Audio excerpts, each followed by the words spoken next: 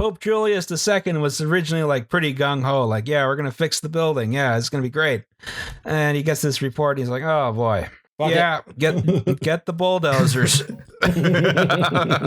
Everybody's a conservationist until they get the estimate. Yeah, exactly.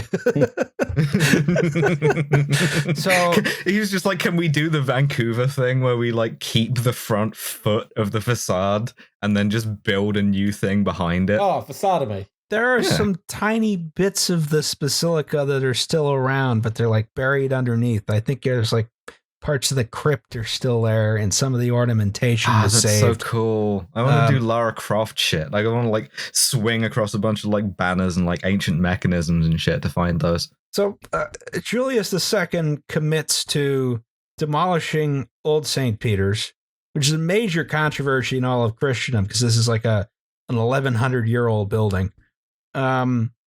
He also orders the Colosseum to be demolished to provide stone for the new church. They don't quite get through with that one. I love isn't that why it's not symmetrical still? Why it's not like a big circle? Because they just took a chunk off of the top. That's a lot of Roman ruins. It was kind of like, yeah, we'll just use these as a quarry.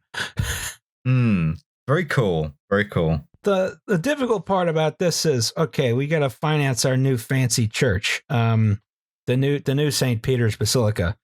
How are we going to finance it? It pulls big button, big lever marked indulgences. Yes. Yep. We're going to sell a shitload of indulgences, guys. We're going to sell so many fucking indulgences that we're going to build the largest church the world will see for 500 years. So that's what they did. So bidding process for architectural renovation gets out of hand, accidentally creates Protestantism. So in order to finance the new St. Peter's, they send out, various clergy, including a friar who goes to the town Martin Luther was in, to sell all these indulgences. And Martin Luther gets mad about this, and he writes to his bishop, right? Because that's what you do when you're mad. You write to your local official. Yeah, and of course Luther was this letter-writing crank. Yes. Yeah, he's a poster, but like... Dear Sir. Dear Richard. Why is this in green ink? This letter became known as...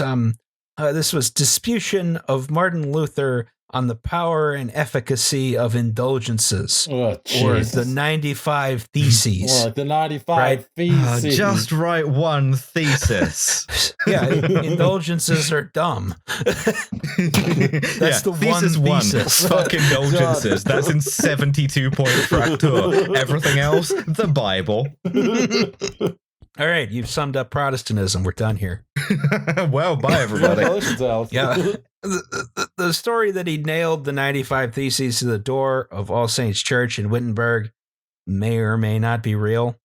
We don't know. You don't say. Also, boring. Don't care. Yeah, exactly. He produced a couple other writings which are critical of the church, and since the printing press had just been invented, these writings started circulating through Germany, right? Pretty far and wide. And he starts, he's a doctor of theology. He does a lot of Bible study.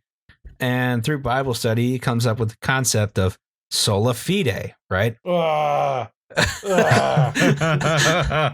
That's fucking dumb